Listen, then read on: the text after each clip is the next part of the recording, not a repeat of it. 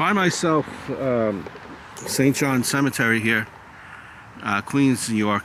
I've done a couple of videos here on some mobsters and alleged mobsters, but I want to do a little bit of a different type of video. If you know my other channel from the bleachers, you know I am a huge sports fan. Now I want to tell you the story of a famous mascot, the Yankee mascot, who unfortunately until he died penniless, but he has a very marvelous story, tragic end, but a marvelous kind of a story I think that needs to be told. Kind of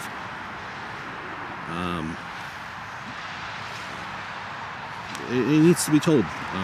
He was a very important part of Yankee history, and if you know all that superstition involved in baseball. So at the age of 18, just a little backstory before we go there, he was an orphan. He became an orphan when his parents died due to the Spanish flu in 1916. He had when he was very young, he received a spinal injury suffered in a baby carriage incident. That injury left Bennett with a hunchback back and restricted his growth. So by the time that he was an adult, he was considered a dwarf because of the spinal cord injury. Bennett's parents, again, died in the flu epidemic, 1918. So at the time, he was just 14. So he needed a job. And he convinced the Chicago White Sox and an outfielder by the name of Happy Felsch that he had mystical powers. He convinced him that he had mystical powers and the fact that he could bring good luck to everyone that used him. So when he became Happy's personal mascot, and when his play improved, he moved on to become the White Sox personal mascot in 1919. The club won the pennant that year with Bennett sitting on the bench, with the players. And during the 1919 World Series, 8 members of the White Sox, including Happy, decided to throw the World Series. A scandal erupted, which later those 8 players receiving lifetime bans from baseball, and Bennett left the team to join his hometown, the Brooklyn Robins. The Robins won the pennant in 1920.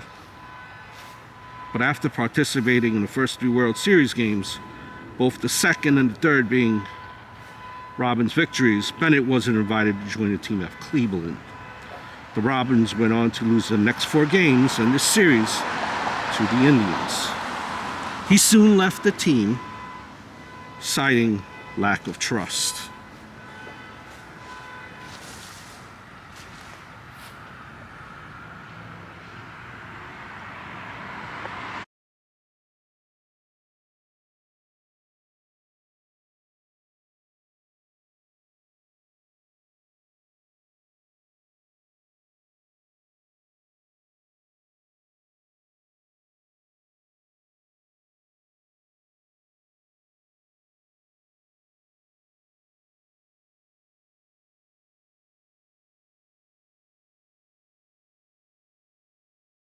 So now, back feeling betrayed,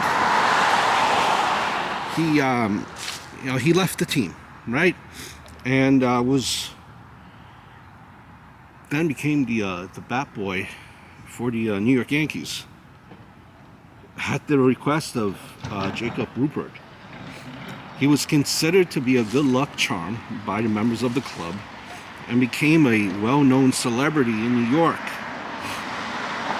Each year he went down to Florida to join the Yankees. Spring training, became one of Babe Ruth's closest friends. And when you're a close friend with the Babe, I'm sure you'll be in good hands. And they played playing catch with the Babe on the field nearly every game.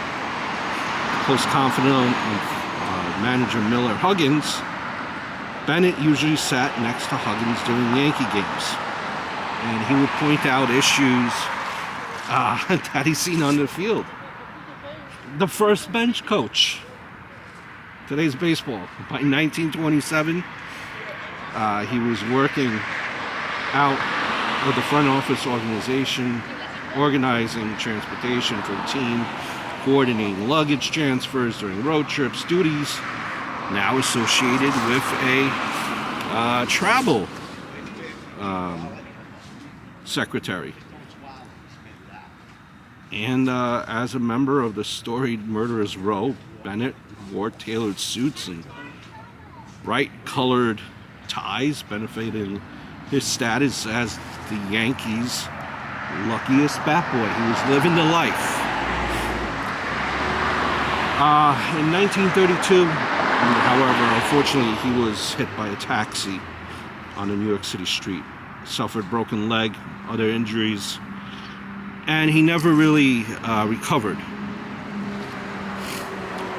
from to kind of find relief from the pain he suffered. He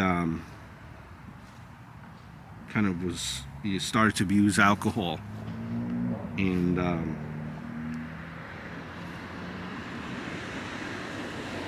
he was forced to retire as the Yankees' mascot in the middle of the 1933 season.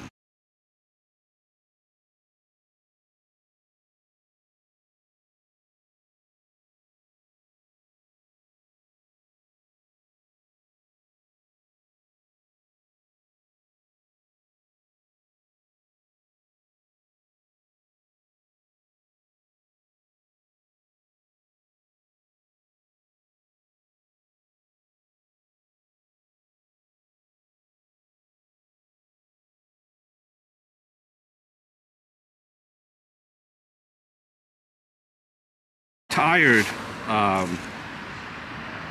He was forced to retire from the 1933 season. He remained on the payroll a year. So the New York Times, reported that, the ball players and the fans blamed Bennett's absence on the Yankees' failure to win the pennant in 1933 and 1934.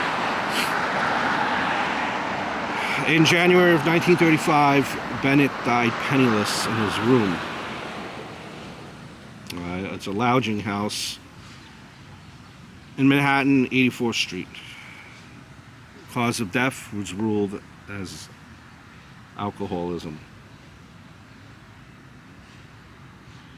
Bennett told his landlady that alcohol was the only way to relieve that pain that he suffered. Remember, injury, broken leg, injury, never fully recovered, hunched back. It just probably made it even worse. No known relatives. He was going to be buried in a pauper's grave until the then Yankee owner Rupert paid for his funeral and burial, which was over here in St. John's.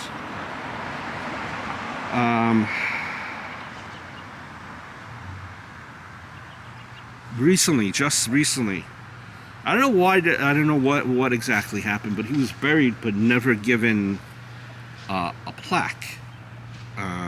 So it was like plaqueless.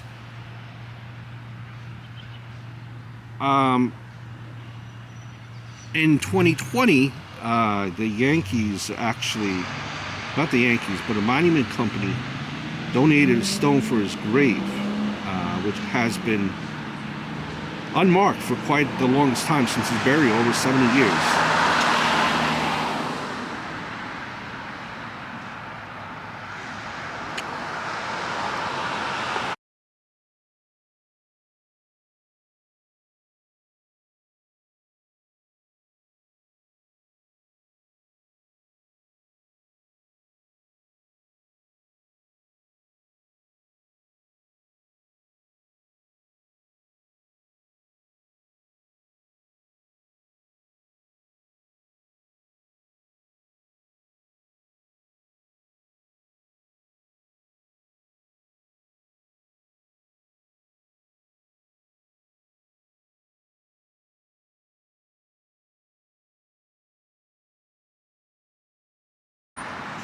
a fact here that maybe you don't even know. Warren Buffett, during a stockholder report in 2002, said that Bennett was a key role model during Buffett's career in investing, naming him a winner at every cost. A great Yankee legend, old school Yankee legend. Rest in peace to Edward Bennett.